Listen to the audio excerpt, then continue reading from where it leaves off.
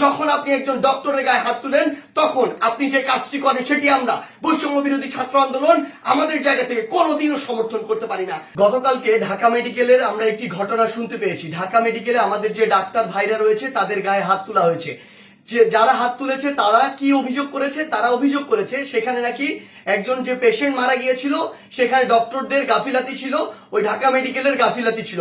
এখন প্রশ্ন হচ্ছে যে ডক্টরদের বা ঢাকা মেডিকেলের যে গাফিলাতি ছিল কিনা এটি নির্ধারণ আপনি কিভাবে করতে পারেন, কোন এক্সপার্টিজের ভিত্তিতে এটি নির্ধারণ করতে পারেন এবং এই অথরিটি আপনাকে কে দিয়েছে?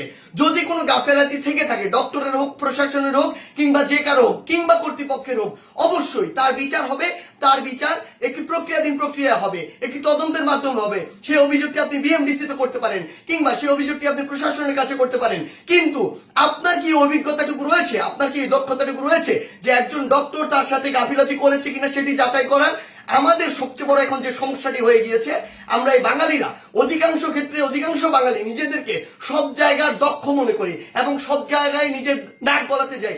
আপনি আমাকে একটি জিনিস বলুন, যে ডাক্তার 5 বছর ধরে এমবিবিএস পাস করলো, 1 বছর ইন্টার্ন করলো, এরপর বছর বছর ধরে বিভিন্ন ডিগ্রি নিল, পড়াশোনা করলো, তিনি একজন পেশেন্টকে যেভাবে ডিল করেন, তিনি পেশেন্টের ভিতরের এবং বাইরের বিষয়গুলো যেভাবে জানেন, যেভাবে ট্রিটমেন্ট করেন, আপনি কিভাবে মনে করেন আপনি সেই পড়াশোনা না করে শুধু বাইরে থেকে দেখে নিজের চোখে যা মনে হলো তা দেখে তাকে একটি নির্দিষ্ট রেজাল্ট দিয়ে দিচ্ছেন, একটি নির্দিষ্ট ব্লেম দিয়ে দিচ্ছেন?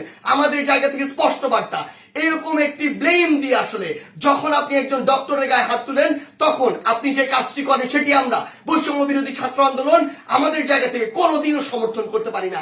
আপনাদের যদি কোনো অভিযোগ থাকে সেই অভিযোগটি আপনি জানাতে পারতেন। আমরা জানি আমাদের এই পুরো প্রসেসটিতে, এই ছাত্র জনতার অভ্যুত্থানে ডক্টররা কিভাবে ওই হসপিটালের ভিতর থেকে, ওই ইমার্জেন্সি থেকে তাদের ভূমিকাটি রেখেছে। আমরা দেখেছি যখন কিছু সরকারের পাঁচাটা স্পিরিট, ডক্টরদের যে স্পিরিট, সেই স্পিরিটটি যাদের মধ্যে নাই, এমন গুটি কয়েক ডক্টর যখন ওই ছাত্র জনতার গণঅভ্যুত্থানে আমাদের আহত ভাইদের চিকিৎসা দিতে বাধা দিচ্ছিল, তখন অধিকাংশ ডক্টর নিজের জায়গা থেকে রিস্ক নিয়ে আমাদের ওই ভাইদেরকে চিকিৎসা দিয়েছিল। এমন অধিকাংশ ডক্টর রয়েছে যারা ডক্টরদের স্পিরিটটি ধারণ করে এবং আমাদের এই পুরো সময়টিতে আজকে পর্যন্ত আমার হসপিটালে যে আহত ভাইগুলো রয়েছে তাদেরকে নিরবিচ্ছিন্ন সেবা দিয়ে যাচ্ছে, নিজের কথা চিন্তা না করে। সেই জায়গায় যখন এরকম করে কোন একজন আমার ডক্টর ভাইয়ের উপর এভাবে হাতটি তুলে, আমরা এটি কখনো সমর্থন করতে পারি না।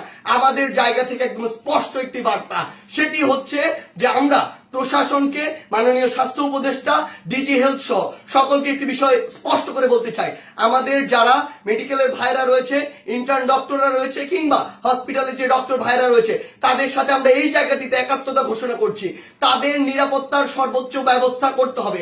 তারা দিনরাত 24 ঘন্টা আমাদের জন্য কাজ করছে, অথচ কেউ একজন চাইলো আর একটা ব্লেম দিয়ে তাদের গায়ে এসে হাত দিয়ে দিল, এটি আমরা আমাদের জায়গা থেকে কখনো মানতে পারি না।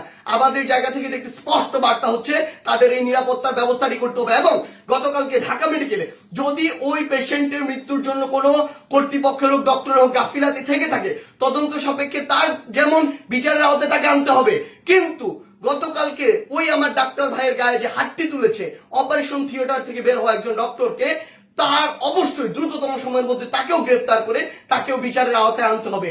আমাদের জায়গা থেকে স্পষ্ট একটি বার্তা, আইন নিজের হাতে তুলে নেওয়ার মতো অন্যায়টি যদি আপনি করেন তাহলে আপনার পক্ষে কোনোদিন আমাদের অবস্থান থাকবে না। ধন্যবাদ।